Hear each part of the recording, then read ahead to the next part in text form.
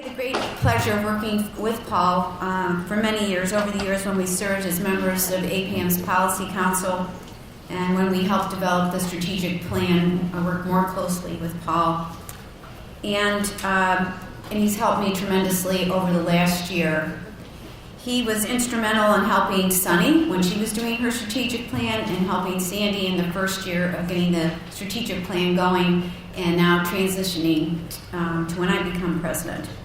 I've always found Paul to be thoughtful, generous with his time. He's a great listener. He's a gentleman. And it's a really great opportunity to work with somebody with those traits. And he's very dedicated to APPAM. He's been a member for 28 years. 25. I'm sorry. 25 years, quite a while. While we all know Paul as a colleague and a leader in APPAM, I thought it important to give you a little bit about what he's done outside of APPAM. He's been the president and chief executive of Mathematica since 2007. Since he assumed his presidency at Mathematica, he's grown it into 6 offices with almost 1,000 employees. Right? Right, okay. That's a lot of people doing a lot of great things. He's launched 3 dedicated research centers: the Center for Improving Research Evidence, the Center for Studying Disability Policy, and the Center on Healthcare Effectiveness. How could you be more aligned to where we are right now? He expanded his international work in countries throughout Africa, Asia, the Caribbean, Europe, and Latin America, and soon in Antarctica, right? He's enhanced Mathematica's capacity to measure program performance, and has expanded its research to include policy issues related to housing, veterans affairs, healthcare comparative effectiveness, many more. In addition to his significant leadership responsibilities, Paul continues to conduct research in his area of expertise as well. Paul is one of the nation's leading experts on employment and training programs and worked on such programs as the Trade Adjustment Assistance Program, the Workforce Investment Act, Individual Training Acts, and the Unemployment Insurance System. In the education field, Paul is widely known for directing Mathematica's evaluation for the Teach for America program. Many of the graduates of that program are in some of our public policy schools, so we benefited greatly from that. And has conducted studies of the link between education and worker productivity. He continues to actively participate in the design and implementation of studies using both quantitative and qualitative methods that are making an impact at the state, local, and federal level. This is a widespread impact Mathematica has had under his leadership. Paul has testified before Congress and served on advisory boards for government and academic institutions. Paul's entire career has been driven by belief that good policy is based on rigorous research and objective analysis. He has applied these beliefs and his noteworthy skills and expertise to advance the role of research and analysis and how this research and analysis plays in the development and evaluation of public policy. He has made APPAM stronger through his contributions and his leadership. And it's with great pleasure that I introduce to you Paul Decker, President of APPAM.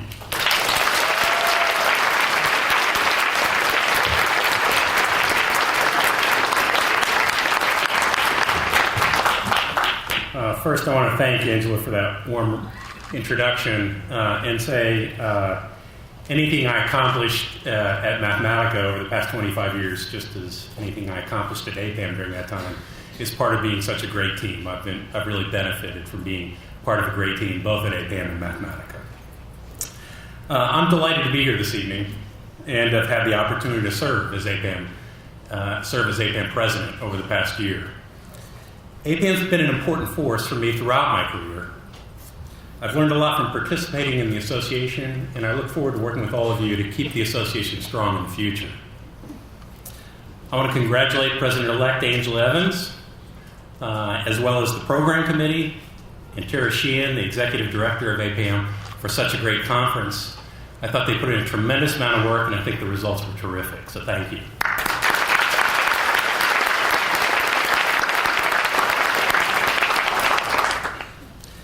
For my talk today, I have a pretty ambitious agenda for what I want to talk about.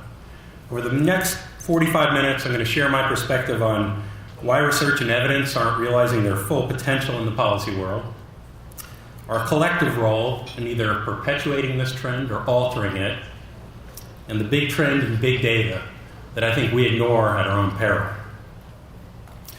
More specifically, I'll address the use of evidence in policymaking and public management, which are sometimes seen as separate. But I view them as strongly connected from the perspective of APPAM, and I see them both as critical elements of the path forward for our association. So let's get started in my attempt to assess the present, generate some controversy, predict the future, and describe a path forward for the association. And if that's not enough, I hope to set a record for most pop culture references in an APPAM presidential address.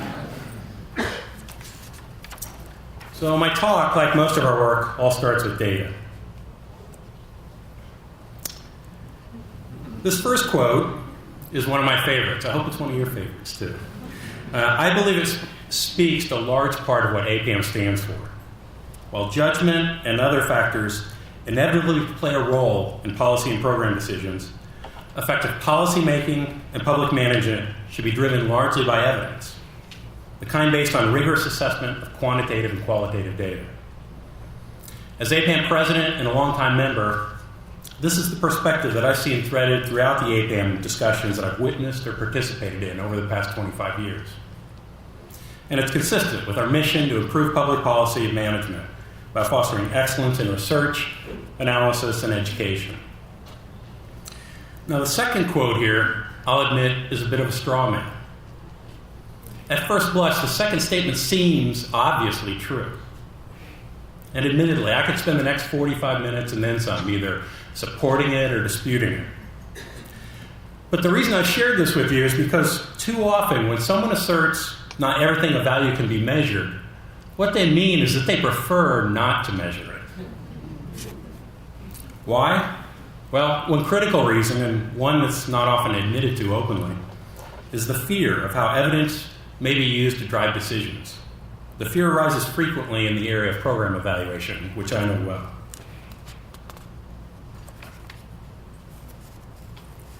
Often the potential outcomes of an evaluation are framed either as one, the program is found to be effective and funding is maintained, or two, the program is found to be ineffective and is defunded.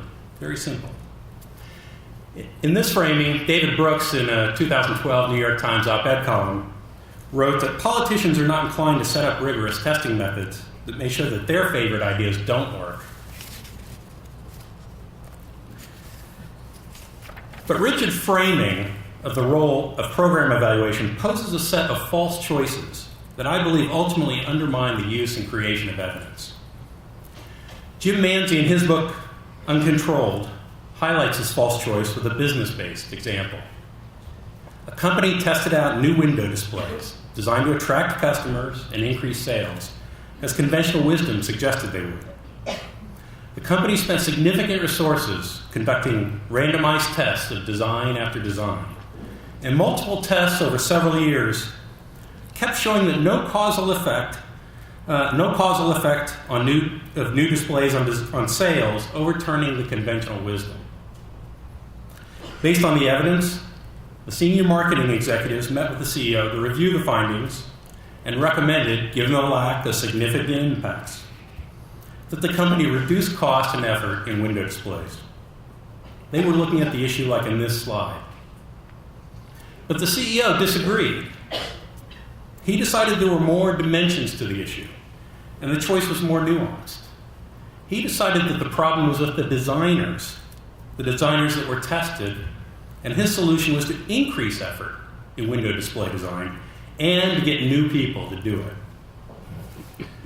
In this nuanced choice example, the same test result was used rationally to justify opposite actions. We encounter similar situations in the policy world, but too often the discussion of research and policy is driven either implicitly or explicitly by a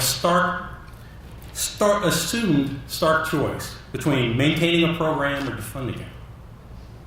Too often, this framing of policy evaluation leads to a trench warfare between advocates who automatically reject research that's not clearly program affirming, and program opponents who look at research findings as a way to shrink government. The end result is often, unfortunately, a stalemate in which the program is maintained, despite evidence that it fails to achieve its stated objectives, and in some cases, barriers are even erected to prevent further research.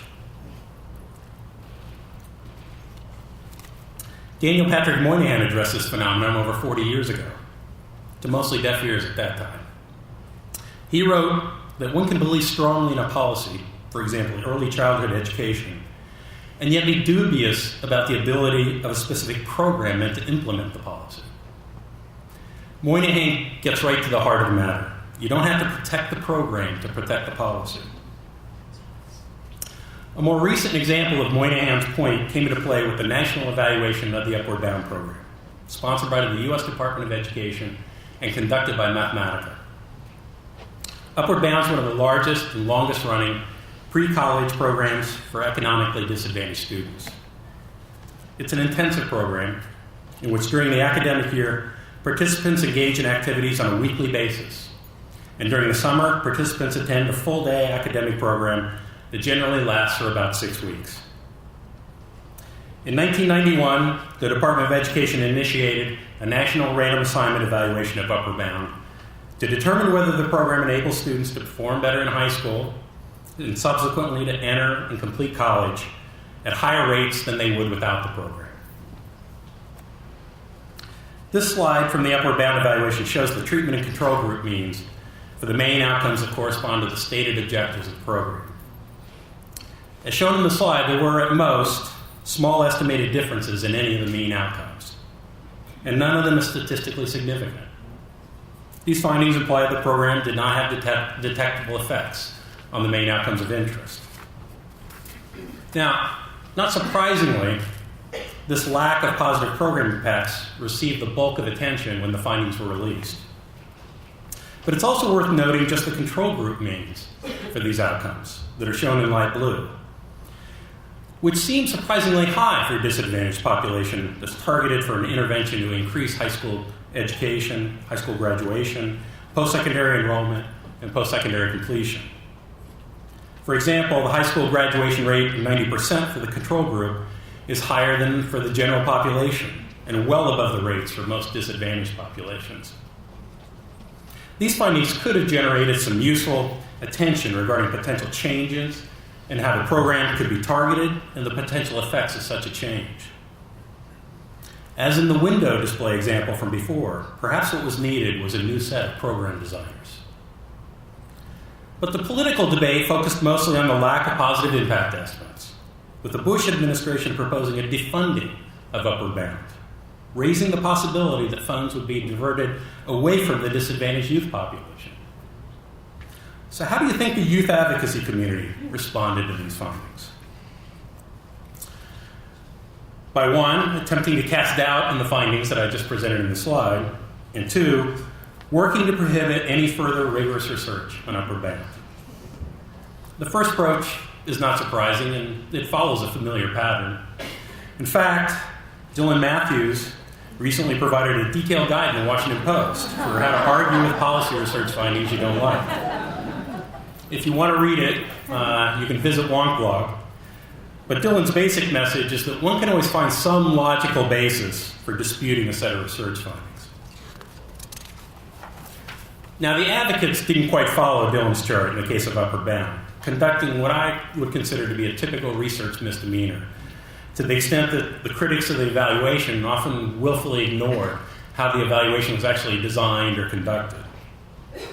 As the discussion of the Upward Bound findings continued, eventually the administration turned their attention away from eradicating the program and focused on assessing potential program reforms and further study of the options. But that didn't satisfy the advocates. Their continued efforts to cast doubt on the evaluation and Upward Bound research in general culminated in Congress canceling a subsequent evaluation of Upward Bound, and further prohibiting any further random assignment studies of Upward Bound and related programs. That's when the misdemeanor became a felony. One advocate for the program asserted, "You can't tell a kid you're going to be in this life-changing program and then say, no, you're only going to be in a control group." The irony of calling a program life-changing without evidence to back up the claim was apparently lost on the speaker. At the same time, advocates contended that random assignment is the wrong way to study their efforts, because program operators typically require students to undergo an elaborate application process as a way to show commitment and winnow out candidates unlikely to succeed. Well, maybe. But of course, we can test that statement the same way we can test the assertion that a program's life-changing. I believe the anxiety is not so much about random assignment as it is about the truth. The end result of these fear-driven responses tends to be anti-research and therefore anti-evidence, and in the long run works against the well-being of the population being served. One way to minimize the trench warfare in these extreme outcomes is to frame the translation of research to policy differently. For example, an approach could be to maintain an ongoing commitment of resources to the program targeted by the original legislation, but continue to study the problem and search for programs that serve the population effectively.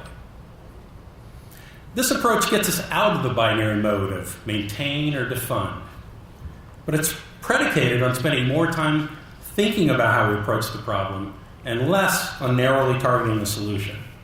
And I'm certainly not the first or the smartest person to propose this. Now,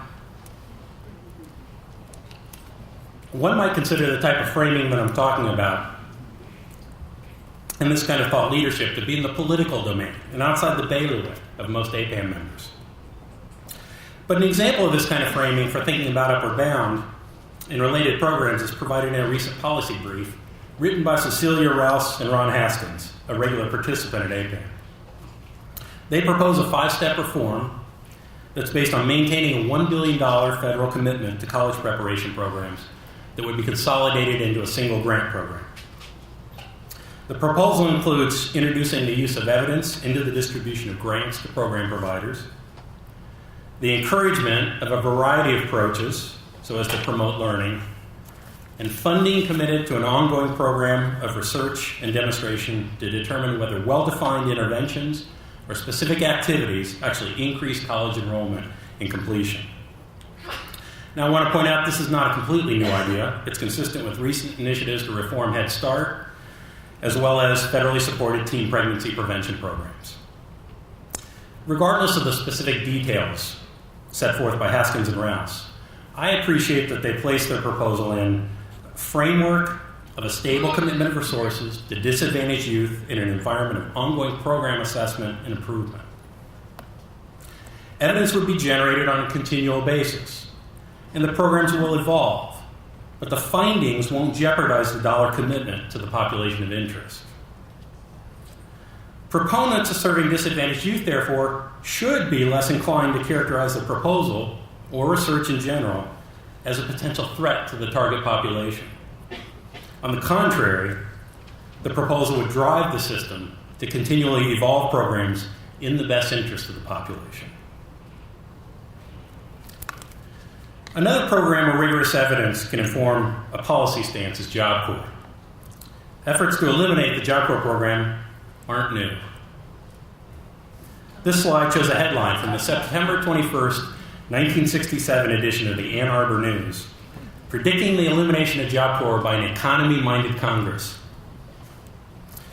Fast forward to 2009, David Muehlhausen at the Heritage Foundation called for the elimination of Job Corps based on evidence from the recent National Job Corps evaluation, arguing that the extra benefits were too small to justify the high cost. Well, to a certain extent, that's true. The evaluation clearly finds that the measured benefits of Job Corps are less than the resources spent on it for all Job Corps participants. So we had the right answer, but did we ask the right question? Even though the cost of Job Corps exceeded the benefits were substantial. The evaluation found the Job Corps provided assignees with an equivalent of an additional year of schooling, boosted earnings by 12% in the third and fourth years after random assignment, as shown here, while also generating reduced criminal activity and reduced public assistance. This is not a trivial impact. In fact, Job Corps stands out as being one of the few employment training approaches, perhaps the only approach, that's been demonstrated to increase earnings among disadvantaged out-of-school youth. Given this relative success of Job Corps, one could argue that it represents a reasonable ongoing investment as we search for even more effective ways to serve the population, either through innovations in the Job Corps program or through the testing and development of alternative programs that generate larger effects compared with cost. Furthermore, the findings from the evaluation could be used to assess changes in Job Corps targeting or service provision that have the potential to generate a more favorable benefit-cost ratio for the existing program. For example, the Job Corps final report emphasizes that impacts were larger and the program was even cost-effective. Total benefits were about twice the size of total costs for participants aged 20 to 24 at the time of program application. This information could be useful in developing alternative strategies for program targeting that could improve the return on the Job Corps investment. In the meantime, funding for assistance to disadvantaged youth through Job Corps would be protected, but only because we continue to search for better programs. Analysis that can't really be done by an overtaxed junior staffer on the Hill. It requires the expertise and the time needed to connect the dots, to translate research into sound policy recommendations. I believe that this is the kind of thoughtful analysis, tying research findings into real-world policy context, that can and should be coming from APPAM members. So before I move on to the second part of my talk, I want to highlight some of the key takeaways for APPAM members working to influence policy and practice. First, continue to support and generate rigorous evidence. In the long run, more information must be good for both policy and the population to be served, despite the perceived risks to continued program funding. Second, help to move the focus beyond the simple binary choice of whether a program should be eliminated or maintained. Emphasize not just findings that relate to net impacts of a program, but also findings related to effective targeting, service mix, or implementation, etc. When possible, support studies that strengthen the ability to address these questions with rigor. And people are starting to do this more often now. One example is the individual training account experiment sponsored by the Department of Labor, which randomly assigned federal training recipients to alternative treatments with different levels of intensity. But there are other examples out there as well. And then finally, don't be shy about drawing the implications and making policy recommendations from the evidence. We're able to connect dots that others can't see clearly.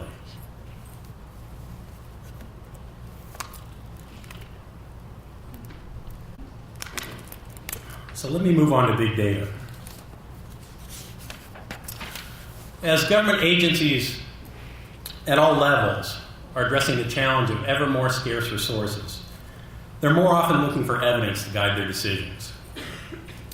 More generally, this trend is consistent with the rising importance of data, its increased availability, and the expanded capacity to process data throughout society, all of which are increasing the demand for our type of expertise.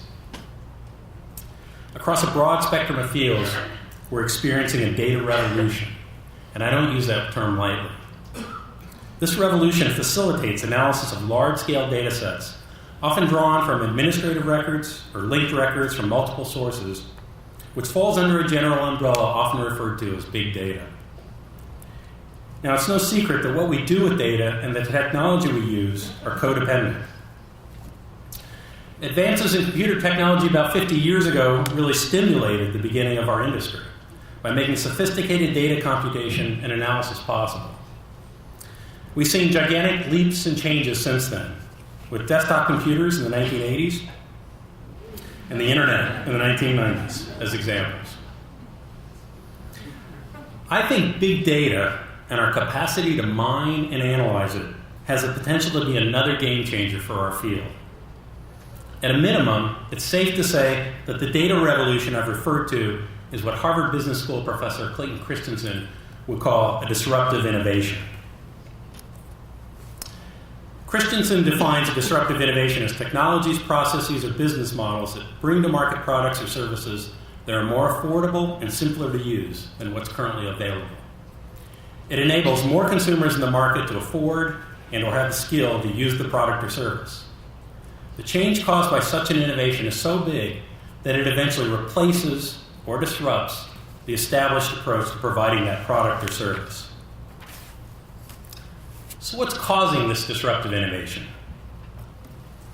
Well, most recently, advances in computer processing and storage have been important, but so has the development of software to identify and highlight patterns in the data, including tools taken from the evolving world of artificial intelligence.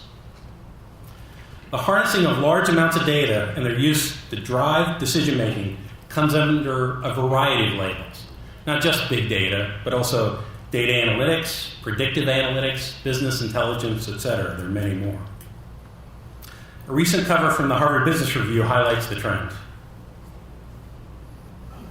One of the products of this trend is exploding demand for what are called data scientists, which is really just a newish term for folks that wield the same sort of analytical skills as many of the people in this room. This headline, also from the Harvard Business Review, refers to data scientists as the sexiest job of the 21st century. I've been waiting a long time to see that.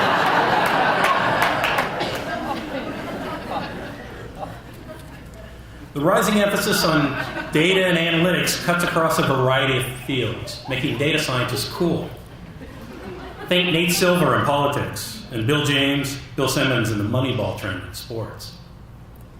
Closer to home, we're witnessing the application of data analytics to all sorts of decisions, including those in business and public management, in addition to ongoing expansion of traditional research to drive policy or program change. Oh, wait, the slide's not complete.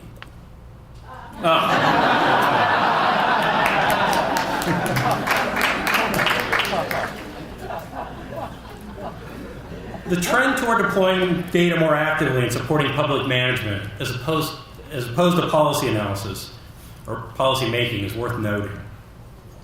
The perspective that a data scientist brings to data analytics to support program management can be very different than that brought to the typical policy research study. As an example, the Harvard Business Review article that was cited in the slide describes a data scientist as operating in a changing environment where data never stop flowing, helping decision makers shift from ad hoc analysis to an ongoing conversation with the data. That's a fairly accurate description of how our perspective on the use of data to support management is changing at Mathematica, and it provides insight into where public management and government agencies is headed as well.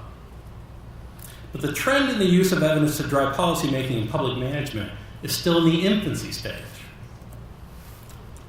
In the recent Atlantic article entitled "Can Government Play Moneyball?", John Bridgeland and Preeta Orzai calculate that less than $1 out of every $100 of government spending is backed by even the most basic evidence that money is being spent wisely. This will change.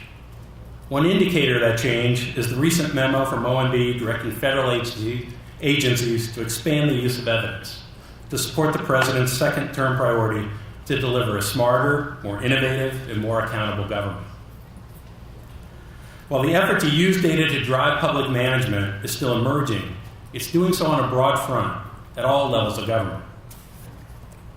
You could say we're in the midst of a data tsunami when it comes to public management. The use of data to inform public management cuts across nearly all of our APPAM topic areas, including the use of health quality measures to identify effective medical treatments and the use of student test scores to assess teacher performance. One of the more visible and fully developed examples of data-driven public management is the growing use of crime statistics by municipal police departments.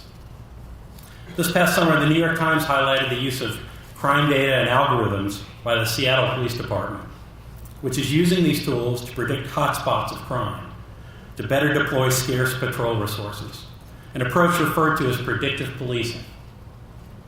A department sergeant commented that the approach gives officers more direction instead of driving around like drone bees. Large companies like IBM and Microsoft have developed predictive policing software packages to serve this market. But academic researchers are also players. Seattle uses a new software package called PredPol, which is developed by faculty by UCLA, Santa Clara, and UC Irvine. Last year's APPAM Kershaw Award winner, John McDonald, has also been a contributor to police department efforts to rely more on data analytics. In his case, co-developing a statistical method that helps police departments identify officers with a propensity towards racial profiling. Now, the use of crime statistics in police departments can also have potential negative effects if they're not managed carefully. Anyone who's watched season 3 of The Wire, the television series, has seen a vivid representation of the potential downside of using analytics. In fact, David Simon, who's the creator of The Wire, asserts that one of the key themes of the series is statistics will always lie. Statistics can be made to say anything. In his rendering, police routinely juke the numbers to exaggerate progress in fighting crime or to enhance someone's measured job performance. Further, once one of the officers in the show quits the police department to become a school teacher, he encounters the same tendency to juke the numbers in the school system, in this case to make teachers or schools look better. For those of you who aren't Wire fans, think about what Peter Rossi used to say. If you torture the data long enough, sooner or later they confess. While these are some stark examples, I'm sure it comes to no surprise to anyone in this room that data analytics can create undesirable incentives for managers. Those of us who studied the use of performance standards in the JPA employment training program in the 1980s and the 1990s understand this all too well. At that time, various policy researchers, including some here with us today, tried to help the Department of Labor build a system of performance standards that encouraged better outcomes among participants without inducing program managers to serve only the most promising training candidates. Researchers were critical to that discussion because they understood clearly the difference between simple outcomes and net impacts and the implications of the distinction for designing appropriate performance measures. This example and others highlight that there's a huge overlap between the big data and analytics trend in public management and the mission of APPAM and the skills of our members. I would assert that the nature of this data revolution, as government moves towards a database vision of improving both policy and public management, the two elements that underlie the foundation of our association make this APPAM's moment. As the government increases its focus on data and analytics, the policy and management guidance provided by APPAM members has greater value than ever before. But it's worth noting that those outside APPAM won't necessarily recognize APPAM members as a critical part of this picture. As just one example, consider the guidance provided by a certain vendor who will remain nameless in the federal data analytics market. This vendor markets their analytics platform to federal agencies using a slide deck in which the key slide, this slide, highlights that the platform provides ongoing data analysis without the need for a PhD. According to this stance, somehow all the methodological nuances associated with data analysis, the issues we struggle with every year at this conference, are overcome by the sophistication of the vendor's software and data processing. The result, according to the vendor, is a single platform that translates data and data exploration into critical decision support without the need for deep research expertise. This is flawed logic. The tools are continually evolving, but the underlying principles behind research are not. Big data and other analytics projects are more akin to scientific research and clinical trials into IT initiatives. They typically start with sensing problems or potential opportunities, which may initially just be somebody's hunch. They then often move on to develop theories about the existence of a particular outcome or effect, generate hypotheses, identify relevant data, and conduct experiments. Sound familiar? In short, they're opportunities for discovery. To take advantage of the current opportunities to play a bigger role in influencing public management, we at APPAM need to be wise and we need to be united. drawing on the strength of the diversity of our members. Much of the use of data in the public sphere will focus on effective public management practices, as I've argued, addressing the same types of questions our members who are public management experts have grappled with for years. The expertise they bring to addressing issues in public management is irreplaceable. So to be most relevant in this evolving policy world, it's essential to keep the public management side of APPAM engaged in the association. At the same time, the expertise possessed by those on the policy analysis and evaluation side is critical as well. Tricky research issues, such as the distinction between causation and correlation and the appropriate methods to identify causation, are not solved by the use of big data techniques. Our policy analysis and evaluation experts have been struggling with these issues for decades. And their expertise is critical to steering the translation of research and data into appropriate practice. A few years back, Doug Besheroff, in his APPAM presidential address, lamented, legitimately, that too often the policy community has a tendency to test only one program at a time, which can elongate the learning process from years to decades as we test and fail again. He rightfully called for more testing of multiple ideas at once, increasing the likelihood of finding positive impacts in a shorter time. But the data revolution I've described has the potential to have huge impacts on the speed of learning as well, assuming that we make sure the data are made available for both management support and research. Increased availability of data will support ongoing data analysis and more frequent research studies, thereby speeding up the learning process without necessarily needing to reorganize our approach to evaluation. Call it democratization of data. Whereas in the past, evaluation and primary data collection efforts acted as a gateway to addressing critical policy questions, that's no longer the case. Instead, the proliferation of administrative data offers the potential to expand opportunities for all researchers to bring their own analysis and perspective to the table. As you can see here in this data.gov screenshot, where any member of the public can access almost 100,000 publicly available data sets. And I'd be remiss if I didn't mention the need to improve the quality of all these administrative data. Another place where APPAM and its members can play a role.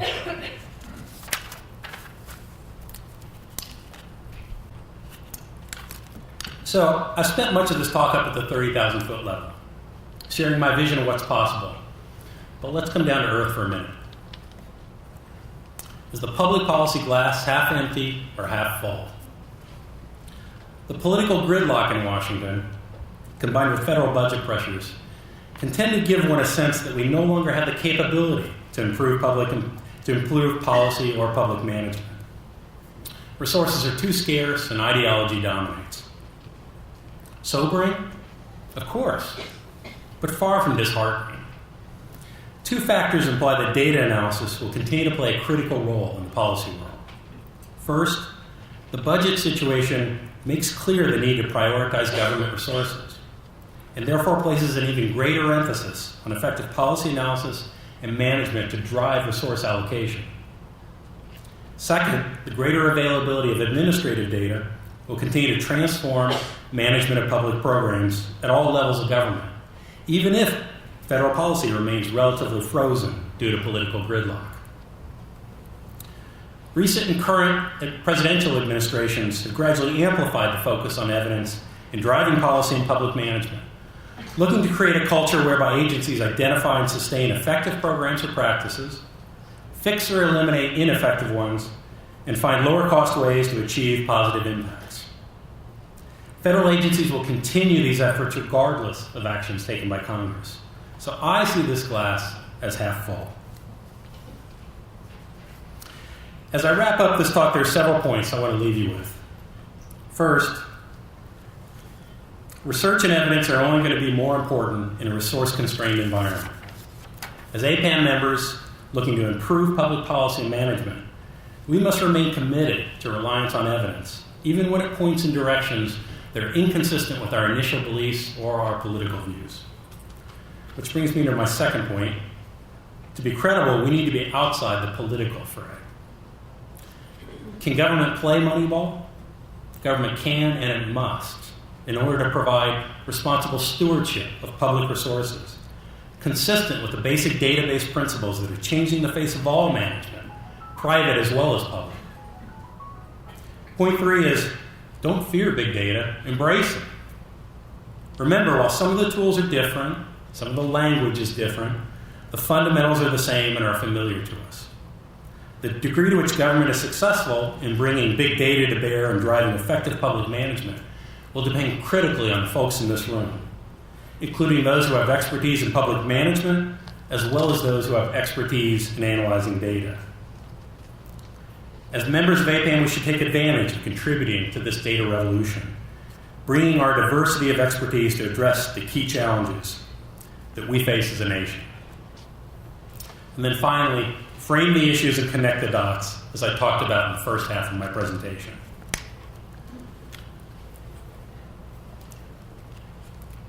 So I want to close with a few historical touchstones, just to bring some of my ideas a little bit more to life, and also to demonstrate that these are not new ideas. In fact, they go way back. The first touchstone goes back to ancient Greece and the Pythagoras, and my point about the fear of evidence and its implications. I imagine Pythagoras may have felt like a lot of us when his discovery of a spherical Earth didn't gain much traction beyond his immediate colleagues. The implication of his findings on society at the time and the fear of those implications kept them in check for more than 2,000 years. Remember that perspective next time you're waiting on a funding cycle. Another story highlights both big data and the need to connect research with action. This one takes place in London in 1854, when a key work was published by Dr. John Snow, considered by many to be the father of modern epidemiology.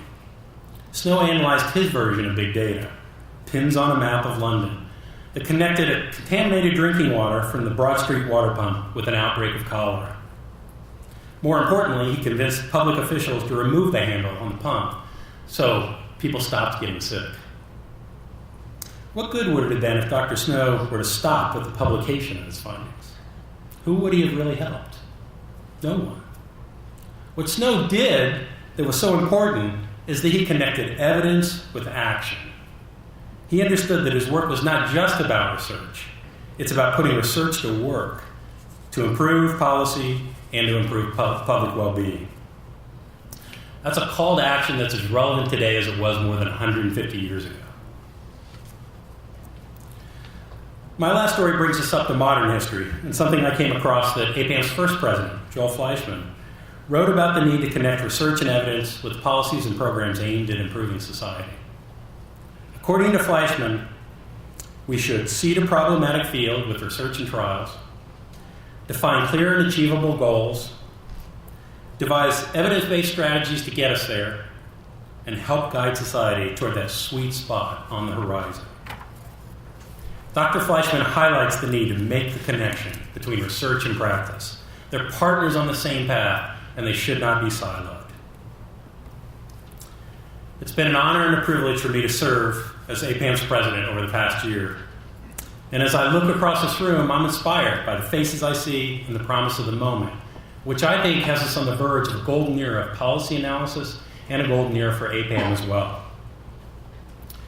Harry Truman once said, "People make history, and not the other way around."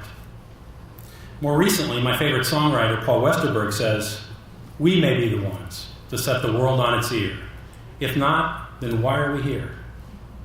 If not, indeed, it's up to us."